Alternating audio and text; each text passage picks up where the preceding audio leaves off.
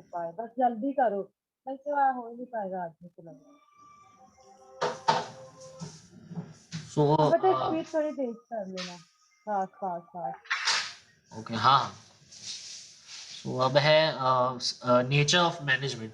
तो nature of management के तीन टाइप्स के नेचर होते हैं। मैनेजमेंट एक एज अ प्रोसेस है पहला। So let us discuss this. Managing the process involves determining what work is needed to accomplish the goal. तो a management as a process में managing the process involves determining what work is needed to accomplish the goal. तो इसमें basically work decide होता है कि हाँ कौन सा बंदा कौन सा काम करेगा जिससे कि हमारे गोल्स अकम्प्लिश होंगे और हमारा ऑर्गेनाइजेशन चलता रहेगा। Assigning the task to the individual, कौन सा टास्क कौन सा इंडिविजुअल करेगा, कौन से टाइम पे करेगा और कितना करेगा, ये भी है। And placing individuals in a decision making framework. तो अगर हर एक एम्प्लॉय को हम ऐसा अगर आज़ादी देंगे कि आप हाँ डिसीजन मेकिंग प्रोसेस में आप आ सकते हो, तो उन्हें भी लगेगा कि हाँ हम इंक्लूडेड है इस ऑर्गेनाइजेशन में, हमें मौका दिया है इन्होंने। तो उनके जो भी आइडियाज़, जो भी वे होंगे जो उनको लगते हैं, जो वो बता सकते हैं एज अ सजेशन या फिर एज अ बात, एज अ कोई गुड आइडिया, तो फिर वो बताएंगे और इससे बेस्ट आइडिया निकल के आएगा और वो कंपनी के फायदे में होगा या फिर ऑर्गेनाइजेशन के फायदे में। The result managing. हाँ, यस, कोई कुछ बोला? Continue continue. ओके ओके, हाँ। So the result of managing process is an organization. Manage the result, जो ऑर्गेनाइजेशन है वो एक रिजल्ट है after managing the process. Management as a process मतलब अगर मैनेजमेंट एक तरह का प्रोसेस है जो पूरा जब होगा तब उसे एक ऑर्गेनाइजेशन कहलाता है। तो एक organization is the result of managing the process. Guys एक ये थोड़ा बोलेगा, सो जरा एक बार सुन लेना, मैं फिर एक्सप्लेन करता हूँ।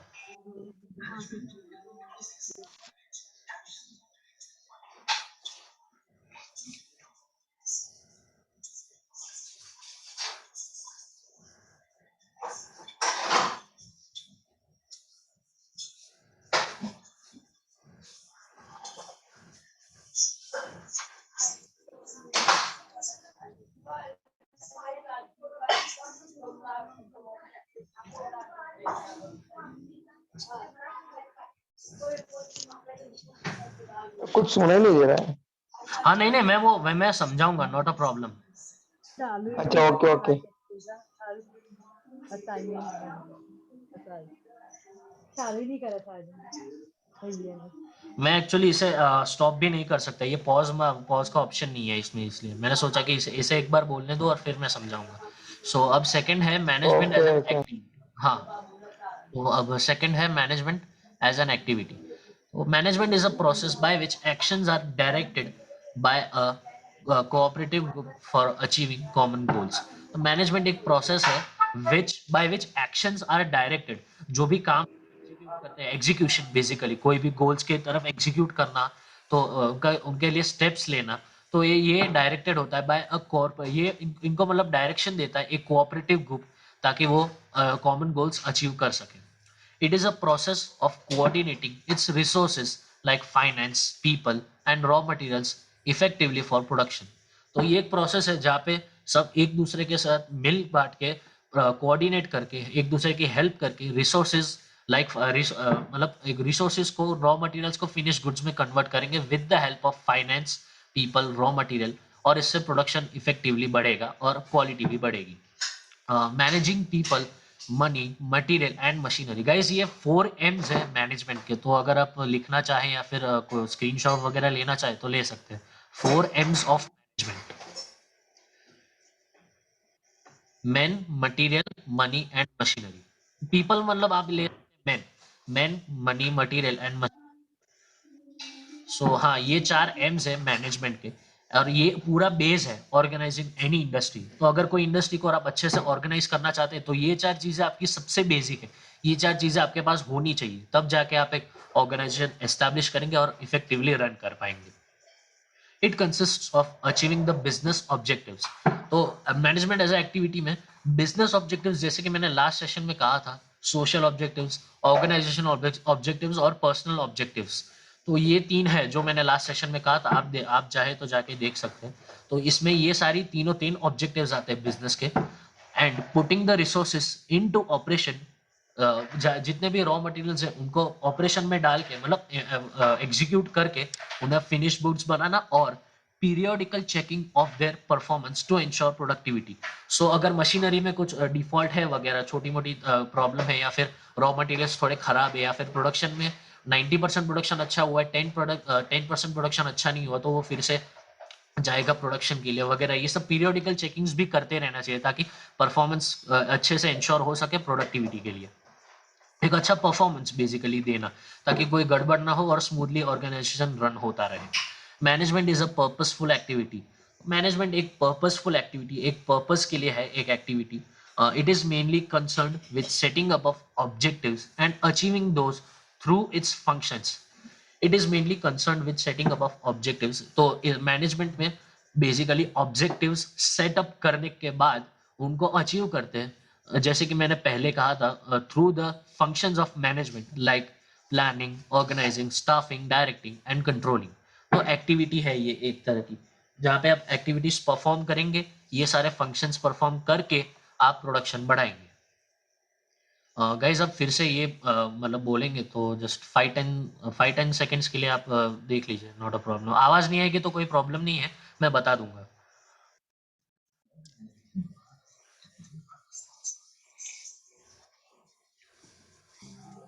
क्या बोले? मैंने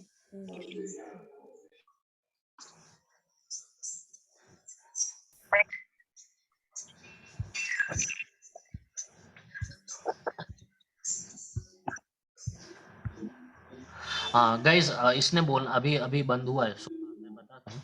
managers organize the enterprise and they are पर आप जो रिस्पॉन्सिबल। चालू करके हमको सुनाई नहीं आते। नहीं नहीं, वो सुनने की जरूरत भी नहीं है, मैं वही समझा रहा हूँ, पूरा पैराग्राफ रीड करके समझा ही रहा हूँ, सो डोंट वरी। उन्होंने तो सिर्फ रीड किया और कुछ भी नहीं समझाया नहीं है, सो डोंट वरी, मैं पूरा समझाऊंगा। ये आप यूनिट 2 में जो ई लर्निंग है ना, पीपीएम में यूनिट 2 में ई लर्निंग है, ये पूरी ई लर्निंग ही है, मैनेजिंग ऑर्गेनाइजेशन। आप देख सकते हैं वहां पे जाके, स्वयं पोर्टल में जाके देख सकते हैं आप। तो हाँ, managers organize the enterprise and they are responsible for success and failure. तो मैनेजर्स होते हैं वो पूरे एंटरप्राइज को ऑर्गेनाइज करते हैं और अच्छे से चलाते हैं, और and they are only responsible for the success और फेलियर। तो इसमें हम कह सकते हैं कि कभी कभार बिजनेस का सक्सेस में भी जाता है, कभी कभार थोड़े बहुत लॉसेस भी होते हैं, कभी कभार प्रॉफिट बढ़ता है तो कभी कभी थोड़ा लॉस बढ़ता है। तो बिजनेस का दूसरा नाम ही हम कह सकते हैं अनसर्टेनिटी एंड रिस्क, क्योंकि रिस्क नहीं लेंगे तो हम बिजनेस अच्छे से चला नहीं पाएंगे, और अनसर्टेनिटी भी रहती है। This two are part of any business organization. तो अगर उसके डिसीजंस पे अगर हमें उतना भरोसा है मैनेजर के, तो अगर वो मैनेजर ने अच्छे से सब काम किया होगा, अच्छे से एनालाइज किया होगा सारी चीजें, तो हमें सक्सेस भी मिल सकता है और फेलियर भी मिल सकता है। It is not his like, हम उसका उसे ब्लेम नहीं कर सकते अगर लॉस हुआ तो, क्योंकि ये बिजनेस है, यहाँ पे लॉस प्रॉफिट होते रहते। कभी कभार इंस्टिंक्ट्स सही पड़ते तो कभी कभार गलत पड़ते। They need to control, direct and coordinate the activities. तो जितनी भी एक्टिविटीज है उनको कंट्रोल करने की जिम्मेदारी, डायरेक्ट एक डायरेक्शन में जाने की, एक यूनिफॉर्म डायरेक्शन में ले जाने की जिम्मेदारी, और कोऑर्डिनेशन बना रहे एक्टिविटीज के दौरान, ये एक मैनेजर का रोल है। He needs to do all these roles.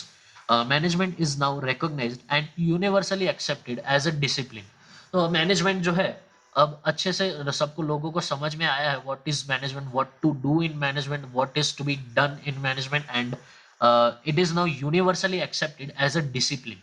So management एक ऐसी डिसिप्लिन भी है जहाँ पे अगर हम गड़बड़ करेंगे या फिर अगर कॉन्फ्लिक्ट्स होते हैं तो फिर ऑर्गेनाइजेशन अच्छे से काम नहीं कर पाएगा। ऑथोरिटेटिव डिसीजंस नहीं लेने चाहिए, ग्रुप डिस्कशंस अच्छे से होने चाहिए और मीटिंग्स रखनी चाहिए, और फिर हम अच्छे से फैसला लेना चाहिए ताकि सबको बराबर मौका मिले और ऑर्गेनाइजेशन को बेनिफिट हो सके।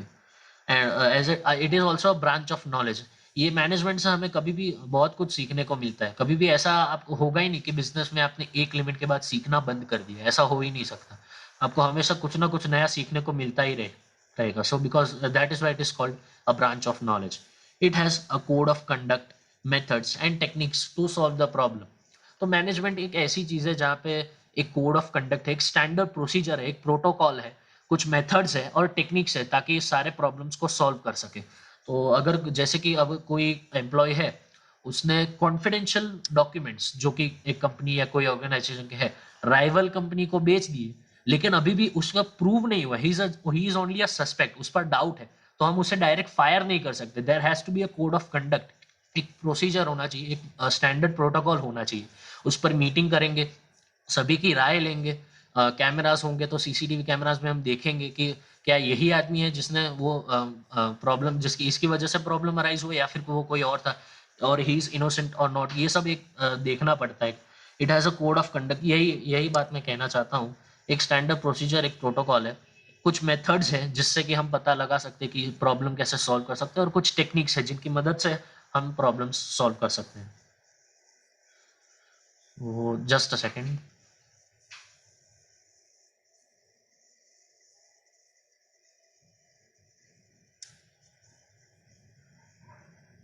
आप लोगों को स्क्रीन दिख रही है? दिख रही है। Okay okay. तो अब आती है मैनेजरियल स्किल्स। तो मैनेजर के पास कुछ स्किल्स इनबिल्ड होती है, जो कि जब वो ऑर्गेनाइजेशन ज्वाइन करने वाला होता है, और फिर ऑर्गेनाइजेशन ज्वाइन करने के बाद कुछ साल काम करने के बाद वो और भी स्किल्स डेवलप करता है। तो skills basically is an expertness, practised ability और a facility in an action. Skilled is an ability और proficiency that a person possesses that permits him or her to perform a particular task। तो अगर उसके पास skills होगी, proper knowledge होगा, experience होगा, तो वो अच्छे से डायरेक्ट कर पाएगा ऑर्गेनाइजेशन को, और ऑर्गेनाइजेशन वुड भी का फायदा भी होगा। तो ये कुछ स्किल्स है, आपको ये टेबल दिख रहा है, टेबल 2.1। दिख रहा है। Okay okay. ये तो इसमें ये कुछ ये स्किल्स है, करिए। Technical skills, digital skills. Just second में एक दूसरी स्क्रीन भी शेयर कर रहा हूँ। ये स्किल स्किल तो पूरी पढ़ के समझ में आ रही है मेरे को, मतलब बाकी तो नहीं। वो ये है, ये मेरी स्क्रीन दिख रही है ना फिर से आपको? ये दूसरा पीडीएफ है जो मैंने डाउनलोड दिख किया रही था। है मैनेजर स्किल हाँ, की दिख रहा है, दिख टेक्निकल। रहा है। Okay okay. तो कुछ स्किल्स है, टेक्निकल स्किल्स। फिर ये एक्चुअली जो ह्यूमन, ये कुछ स्किल्स एक्स्ट्रा दी हुई है इसमें, तो मैं वहां पे नहीं जाऊंगा, जो टेक्स्ट बुक में दिया है, जो हमारी ई बुक में दिया हुआ है, मैं बस वही डिस्कस करूंगा। तो पहले है टेक्निकल ये कौन स्किल्स। सा मटेरियल है? और ये गूगल पे मैंने सर्च किया था, एक पीडीएफ है, मैनेजरियल स्किल्स अच्छा। पीडीएफ। हाँ, मैं ये ओके, शेयर ओके। कर दूंगा, नॉट अ प्रॉब्लम, मैं ये शेयर कर दूंगा। ओके। हाँ ओके।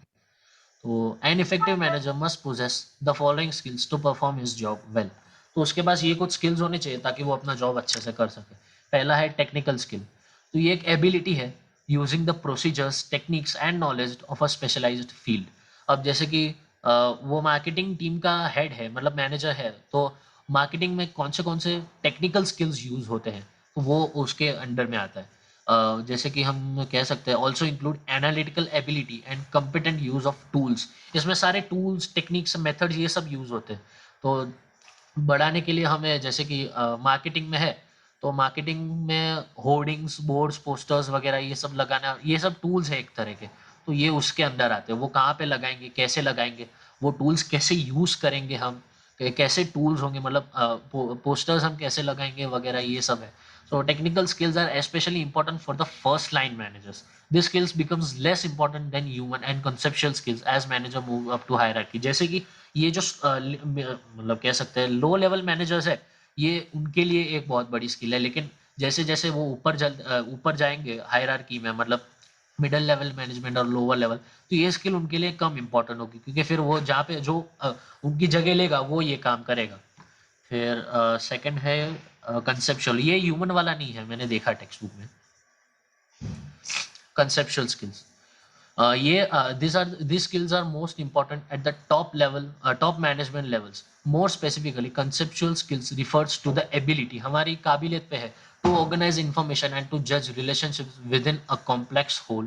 तो इसमें हम कह सकते हैं कि और इंफॉर्मेशन हम कहाँ से लाएंगे, इंफॉर्मेशन कैसे यूज करेंगे, और बाद में जजिंग करना relationships within a complex whole. तो ऑर्गेनाइजेशन एक कॉम्प्लेक्स, अगर उनकी ऑर्गेनाइजेशन बहुत ही कॉम्प्लेक्स होगी, बहुत ही वास्ट होंगी, बड़ी होंगी, तो उनमें रिलेशनशिप्स को कैसे जज करेंगे, कैसे रिलेशनशिप्स एस्टैब्लिश करेंगे, ये इसके अंडर आता है। To think and to conceptualise about complex situation.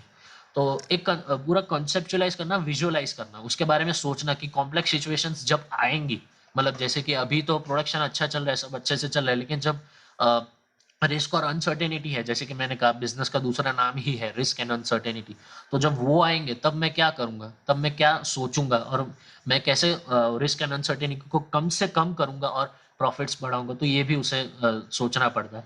To see organisation as a whole, तो एक ऑर्गेनाइजेशन को ऐसा नहीं है कि ऑर्गेनाइजेशन मतलब टॉप लेवल मैनेजमेंट ही है, उसको हर पर्सपेक्टिव से सोचना पड़ता है कि ये हर किसी को फायदा कर सके, एज अ ऑर्गेनाइजेशन को पूरा फायदा हो। ऐसा नहीं कि सिर्फ टॉप लेवल मैनेजमेंट वाले खा रहे हैं और हम भूखे मर रहे हैं, ऐसा नहीं होना चाहिए।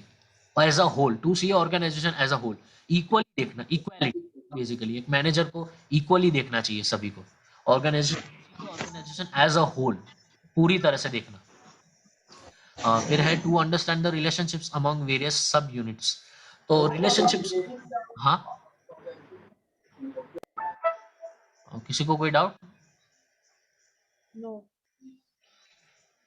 Okay okay.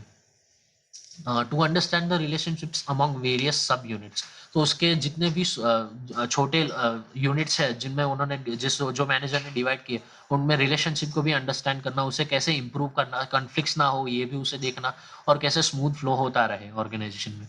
To visualise how organisation fits into its broader environment, कभी कभार ऐसा होता है कि मतलब ऐसा कह सकते हैं बिजनेस छोटा होता है लेकिन एनवायरनमेंट उसका बहुत ही ब्रॉड होता है। एनवायरनमेंट का मतलब हम कह सकते हैं कस्टमर्स रिलेशंस, फिर एम्प्लॉय रिलेशंस, बेसिकली इसमें ऐसा कह सकते हैं कि टू विजुअलाइज करना एक ब्रॉडर एनवायरनमेंट, जैसे कि एक ऑर्गेनाइजेशन है छोटा ही है लेकिन उसे ब्रॉडली एनवायरनमेंट पे लाना, मतलब हम ऐसा कह सकते हैं उसे कैसे बढ़ाना, एक ब्रॉडर पर्सपेक्टिव से देखना।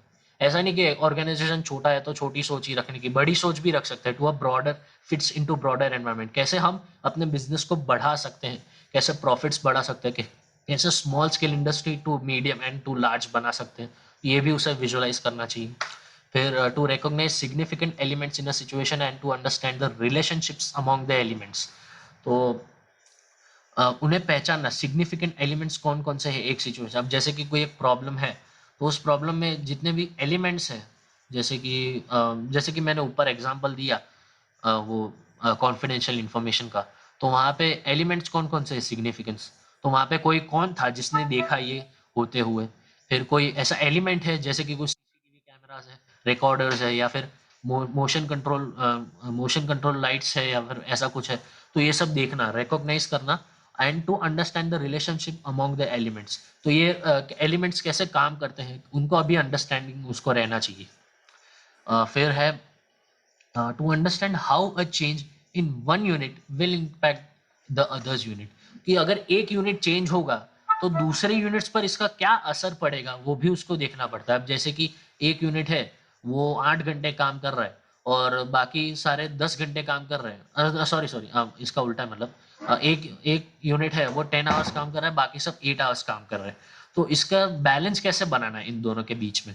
तो वो ज़्यादा काम कर रहे हैं लेकिन प्रोडक्शन वो बढ़ाना चाहते हैं, लेकिन बाकी सारी यूनिट्स उतना काम नहीं कर पा रहे हैं, उनको मतलब कह सकते हैं उनको उतनी पड़ी नहीं है अपने जॉब्स की, बस उनको ऐसा है कि जॉब सिक्योरिटी है, that's it, we all want that.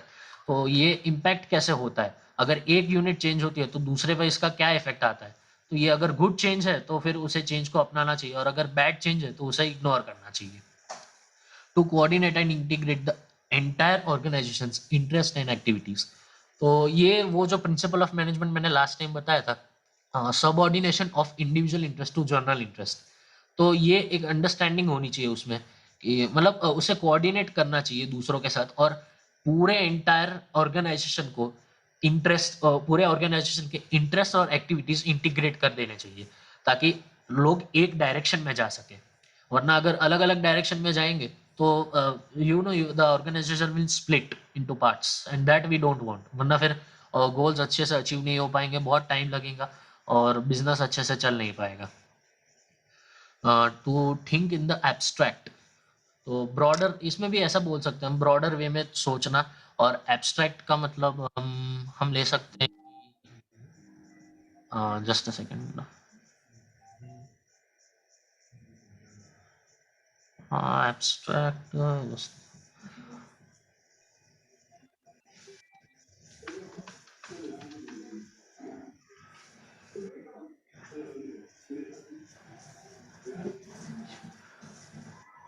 Mu तेरे वेब सीरीज का साउंड कम कर लिया नहीं तो इसको तेज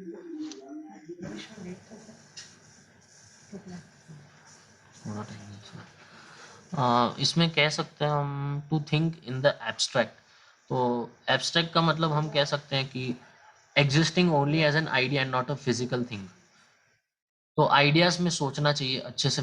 अगर वो आइडियाज हमारे काम ना आते हो तो फिर वो आइडियाज का कोई मतलब नहीं है। तो एब्स्ट्रैक्टली सोचना चाहिए, उसे उस आइडिया को इम्प्लीमेंट करना चाहिए, एग्जीक्यूट करना चाहिए। इसका मतलब ये conceptual skills is often called the ability to see the big picture। तो एक ब्रॉडर पिक्चर देखना, एक ब्रॉडर विजन देखना ऑर्गेनाइजेशन के लिए, विजुअलाइज करना। It means the ability to think strategically, strategies बनाना कंपनीज के लिए, और कैसे हम लोग आगे बढ़ेंगे, कैसे स्टेप्स लेंगे, कितने स्टेप्स लेंगे, smaller steps to larger steps, to take a broad long term view. ऐसा नहीं है कि सिर्फ 5 साल के लिए हमने देखा और बस फिर बिजनेस बंद कर दिया था, ऐसा नहीं। लॉन्ग टर्म इन्वेस्टमेंट्स जैसे हम कहते हैं, तो वो भी देखना चाहिए। लॉन्ग टर्म में कैसे हम बिजनेस एक्सपांड कर सकते हैं, कैसे ग्रो कर सकते हैं, कैसे डेवलपमेंट ला सकते हैं, ये सब भी सोचना चाहिए। The importance of conceptual skill increases as the manager is promoted high in the organisation. तो कंसेप्चुअल स्किल्स, अगर लोअर लेवल मैनेजमेंट है, मतलब लोअर लेवल मैनेजर है, तो उसमें उतनी कंसेप्चुअल स्किल्स उतनी नहीं होंगी, क्योंकि उसके पास वो ऊपर वाली जो स्किल है, जो कि ये टेक्निकल स्किल्स है, उसके लिए ये स्किल ज्यादा इंपॉर्टेंट है। कंसेप्चुअल उसका उतना काम नहीं है, क्योंकि वो लोअर लेवल मैनेजर है। ये काम मिडिल लेवल और टॉप लेवल का ज्यादा है, तो उन्हें सोचना है, because they are the superior and they have to expand their business, it's their business, तो ये उनका काम है। फिर है कौन सा है, जस्ट सेकंड। हाँ, एनालिटिकल है। तो this skills involve using scientific approaches or techniques to solve management problems. In essence, analytical skills are the ability to identify key factors and understand how they are related। अब जैसे कोई problem है या फिर कोई situation है, तो उसे आइडेंटिफाई करना, उसके की फैक्टर्स कौन कौन से हैं, उसे कैसे समझना है और उसे कैसे इंटर रिलेट करना है एक दूसरे के साथ। अब कुछ प्रॉब्लम्स है, जैसे कि कोई ऑर्गेनाइजेशन की सैलरी हमें कम मिलती है, तो ये प्रॉब्लम को कैसे इंटर रिलेट करना और कैसे इस प्रॉब्लम का हल लाना।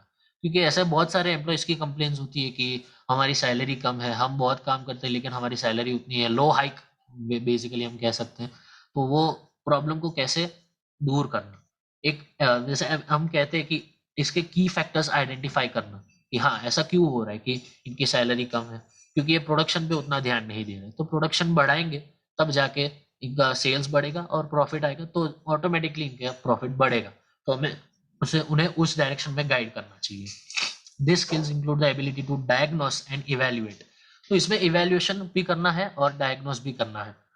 तो इसमें हम कह सकते हैं कि एनालिटिकल में कि इवैल्यूएट करना स्किल्स को, स्किल में मतलब इवैल्यूएट करना, काम हो जाने के बाद इवैल्यूएशन करना, चेकिंग करना कि हम कहाँ पे अटक रहे हैं, कहाँ पे हमारी स्पीड ज़्यादा है, कहाँ पे हमें और स्पीड बढ़ानी है, कहाँ पे हम स्लो है, ये सारी चीज़ें देखनी है। These are needed to understand problems and to develop plan of actions for their solutions.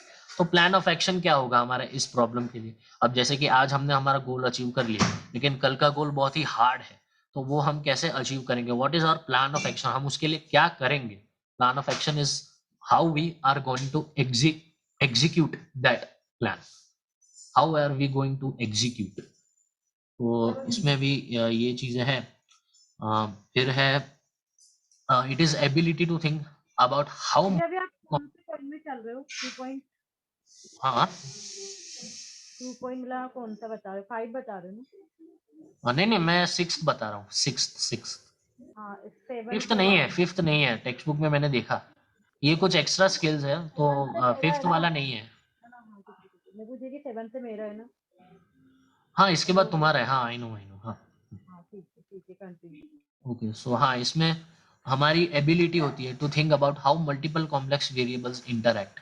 तो एक प्रॉब्लम के ज़्यादा सॉल्यूशंस अगर हम ला सकते हैं, तो इसमें कैसे हम एक दूसरे के साथ मल्टीपल वेरिएबल्स, एक प्रॉब्लम का बहुत सारे सॉल्यूशंस है, तो कौन सा सॉल्यूशन इसके लिए बेस्ट है।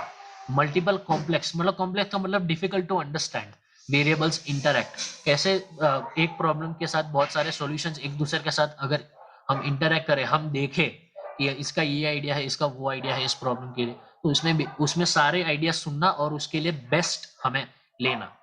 बेस्ट आइडिया कौन सा होगा इस प्रॉब्लम के लिए, इस प्रॉब्लम के सॉल्यूशन के लिए। तो ये है एनालिटिकल स्किल्स। फिर है डिसीजन मेकिंग स्किल्स। हाँ, decision making skills. Managers must know how to use digital technology to perform many aspects. Oh, sorry, decision making. Sorry. All managers must make decisions, and the quality of those decisions determine their degree of effectiveness. तो जैसे कि मैंने पहले कहा, managers are responsible for profits and losses. तो वो उसके पूरे decision making पे निर्भर करता है। अब वो पूरा सोच समझ के एक एक स्टेप, एक एक बारीकियों की जांच करने के बाद डिसीजन लेगा, तो उससे कितना इफेक्टिव होगा हमारे लिए। तो ये एक चीज है कि अगर उसने सोचा, बिना सोचे उसने अगर डिसीजन ले लिया, तो इसका बहुत ही बुरा इम्पैक्ट पड़ सकता है। और अगर सोचने के बाद, समझने के बाद, सबसे पूछने के बाद, सबकी राय लेने के बाद अगर वो डिसीजन लेगा, तो वो कंपनी के लिए फायदेमंद होगा।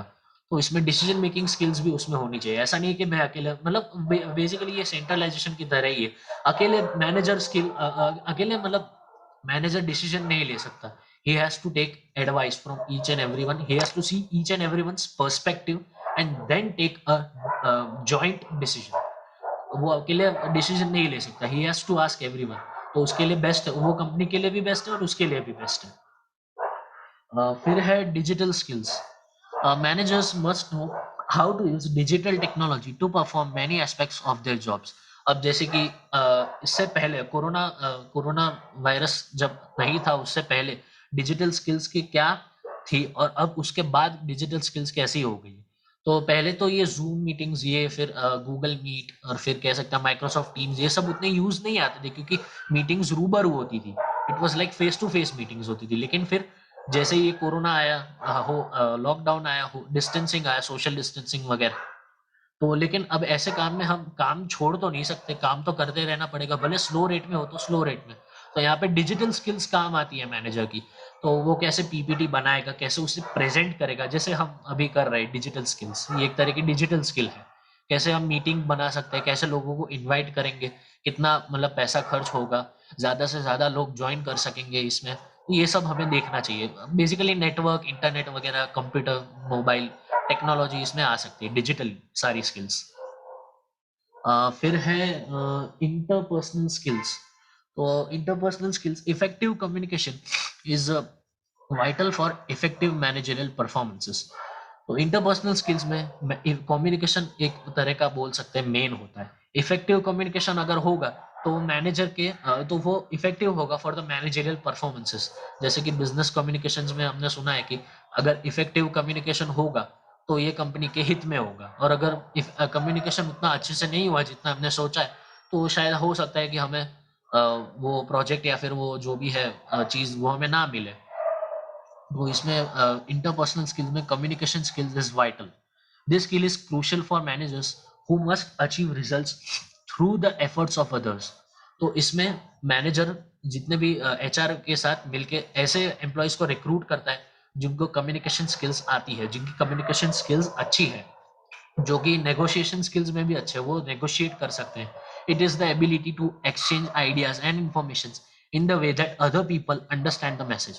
तो ये लैंग्वेज भी हम एक तरह का कह सकते हैं बैरियर है इफेक्टिव कम्युनिकेशन के लिए। तो जो भी लैंग्वेज जिसके लिए हम मतलब कह सकते हैं जो हमें कंफर्टेबल है और बाकी सबको भी कंफर्टेबल है, उस लैंग्वेज में हमें कम्युनिकेशन करना चाहिए, जिससे कि मैसेज हम अच्छे से दूसरों को समझा पाए और हमारा आइडिया उनको उन तक पहुंच जाए। It also involves feedback from employees. तो जैसे कि हम हमारे ये सेशंस होता है, जब भी मतलब हमारा क्लास होता है, उसके बाद फीडबैक सेशंस भी होते हैं। तो ये सब इंटरपर्सनल स्किल्स में आते हैं। फिर है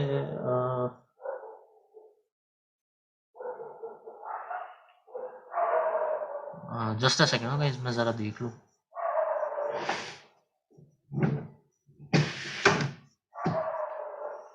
एक सेकंड गाइस, जस्ट एक ही मिनट।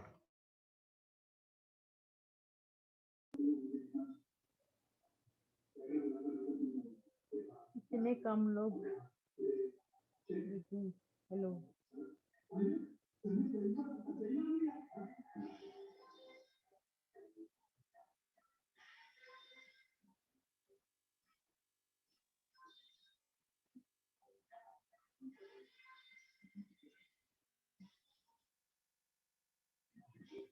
दो तरह की स्किल्स बची हैं, वो हम इससे यहाँ से देख सकते हैं। जस्ट एक सेकेंड। हाँ, आपको स्क्रीन दिख रही है? हाँ दिख रही है मेरे को। एक्सपीरियंस लास्ट स्किल बची है आपकी। हाँ, हाँ पूनम दी नहीं समझाई, पूरा मेरे को ही समझाना पड़ेगा, उनकी तबीयत खराब है। स्क्रीन भी मैंने लार्ज कर दिया, अब आपको दिखाई दे रहा है? हाँ सब दिख रहा है, वो सब हम खुद ही जूम कर लेंगे, जूम आउट कर लेंगे। हाँ, हाँ, ओके, ओके। कम्युनिकेशन स्किल्स अब है सेकंड लास्ट, कम्युनिकेशन स्किल्स। तो कम्युनिकेशन में भी फॉर्मल और इनफॉर्मल, उन्हीं के साथ हो सकते हैं, या तो फिर दोस्तों के साथ, पेरेंट्स के साथ, ये ऐसा हो सकता है। फॉर्मल का मतलब है कि कंपनी के साथ, जैसे कि हम एग्जांपल ले सकते हैं टीचर्स के साथ, प्रिंसिपल्स के साथ, डीन या फिर कोई भी फैकल्टी मेंबर हो, तो वो एक फॉर्मल कम्युनिकेशन होता है। और इनफॉर्मल कम्युनिकेशन मतलब हमारे फ्रेंड्स, फैमिलीज, रिलेटिव्स वगैरह, उनके साथ हम इनफॉर्मली बात करते हैं। ऑर्गेनाइजेशन के साथ हम फॉर्मल वे में बात करते हैं। और इनफॉर्मल हमारे दोस्तों के साथ, रिश्तेदारों के साथ, पेरेंट्स वगैरह, तो नेबर्स वगैरह, ये सब के साथ इनफॉर्मल होता है। और रिटर्न भी हो सकता है और ओरल भी हो सकता है। तो कभी कभार रिटर्न कम्युनिकेशन थ्रू लेटर्स, जैसे कि पहले के ज़माने में, अब तो खैर पता नहीं रिटर्न लेटर्स कोई भेजता भी है या नहीं, सो दैट इज़ डिफरेंट। सो हाँ, इसमें रिटर्न हो सकता है और ओरल भी हो सकता है। ओरल मतलब फ़ोन पे बातें हो सकती है, या तो फिर फेस टू फेस बातें हो सकती है। Communication may be formal or informal, written and oral, and is an important element for effective managerial performance. Communication skills involve the ability in which people can understand and receive feedback that they understood. तो communication skills एक ability है, एक अच्छा वे में हम communicate कर सकते हैं लोगों के साथ, और उनसे feedback ले सकते हैं। तो ये एक important skill है communication for effective managerial performances. A good manager needs to possess excellent reading, writing, speaking and listening capacity for good communication. तो कभी कभार ऑर्गेनाइजेशंस में कम वॉइस के चलते हम कभी कभार कुछ सुन नहीं पाते, लेकिन ये मैनेजर का काम है, क्योंकि उसके पास स्किल्स होनी चाहिए, ऐसी ऐसे ये सारी चीजें होनी चाहिए। He should possess excellent reading, writing, speaking and listening ability, ताकि वो अच्छे से कम्युनिकेट कर सके, अपने आइडियाज उनसे शेयर कर सके और उनसे उनका फीडबैक ले सके। Communication is necessary for a team, for team work as well as working with diverse population. तो अगर हम कम्युनिकेट नहीं करेंगे एक दूसरे के साथ, तो हम अच्छे से टीम वर्क नहीं कर पाएंगे, अच्छे से ग्रुप वर्क भी नहीं कर पाएंगे, और हम एक डाइवर्स पॉपुलेशन के साथ अच्छे से काम भी नहीं कर पाएंगे। जैसे कि अब अभी अभी हम कम्युनिकेट कर रहे हैं, हमारे ग्रुप्स कितने ही सारे बन चुके हैं। सो ये एक तरह का कम्युनिकेशन ही है। A person having analytical skills, हाँ, बाय द वे, ये जो हम चैट करते हैं, it is a type of return communication. A person having analytical skills with good communication skills can clutch change in the environment and could adapt it with positive attitude. तो अगर किसी manager या किसी भी आदमी के पास या औरत के पास whatever एनालिटिकल स्किल्स है और गुड कम्युनिकेशन स्किल्स भी है, तो वो एक उसके पूरे एनवायरनमेंट, ऑफिस के एनवायरनमेंट को भी बदल सकता है, और उसे एक पॉजिटिव एटीट्यूड भी भेज सकता है पूरे ऑफिस में। फिर है political skills. This is an ability to influence all those who are associated with the person, immediate managers और सबऑर्डिनेट्स। तो ये एक एबिलिटी है जिससे कि हम एसोसिएट कर सके और इन्फ्लुएंस कर सके all those are associated with the person, immediate managers and the subordinates. हमारे बाजू वाला जो है, मतलब हमारे साथ जो है, उनसे एसोसिएट कर सके, उनसे उन पे हमारा इन्फ्लुएंस हो। इमीडिएट मैनेजर्स, हमारे इमीडिएट मैनेजर्स कौन कौन से, हमारे जो नेक्स्ट हमारे ऊपर कौन से मैनेजर्स है, और हमारे सबऑर्डिनेट्स कौन से हैं। Political skills exist in just about every organisation. तो जितनी भी ऑर्गेनाइजेशंस है, ऑलमोस्ट सभी में पॉलिटिकल स्किल्स तो है ही, जो एक मैनेजर के पास होती है। And the people most successful at utilising this skills often have the best reputations among their colleagues. तो अब जैसे कि मैंने जो लास्ट टाइम एग्जांपल दिया था, अब कोई लिकर फैक्ट्री एस्टेब्लिश करनी है, लेकिन उसके लिए बहुत सारी परमिशंस, लीगल एंटिटीज वगैरह ये सब चाहिए होता है। गवर्नमेंट की परमिशन चाहिए होती है लैंड खरीदने के लिए, वाटर होना चाहिए, वाटर सप्लाई, और बहुत सारे अलग अलग रिसोर्सेज होने चाहिए, लेकिन इसके लिए गवर्नमेंट की परमिशन लगती है, बहुत टैक्स देना पड़ता है वगैरह। तो ये सब प्रॉब्लम्स जो भी अच्छे से डील कर पाए, तो and the people most successful at utilising this skill, तो जो भी ये पॉलिटिकल स्किल्स यूटिलाइज कर सके अच्छे से, they have a very best reputation among they have the best reputation among their colleagues। तो उनके colleagues के बीच में he would be like hero। फिर है political skills involves obtaining power and preventing other employees from taking away one's power. तो one से king is always the king, ये coat आप इसमें रख सकते हैं। तो पॉलिटिकल स्किल्स में यही होता है, पावर कैसे पाई जाए और कैसे हम उसी पोजीशन में रहे और दूसरों को हमारी पोजीशन हड़पने ना दे। तो बेसिकली ये कह सकते हैं इलेक्शंस मंत्री वगैरह जो करते हैं वैसे। फिर managers use power to achieve organisation objectives. तो ये पावर, ये स्किल यूज करने के बाद सारे ऑर्गेनाइजेशन के ऑब्जेक्टिव्स वो अचीव करते हैं, and this skill can often reach goals with less effort than the others who lack political skills. अब जैसे कि जिसके पास पॉलिटिकल स्किल्स नहीं है उनको गवर्नमेंट के अंदर फंसा सकते हैं, मतलब गवर्नमेंट अगर करप्ट होगी तो वो बिजनेस के एंटिटी में फंसा देगी उनको, मतलब वो कोर्ट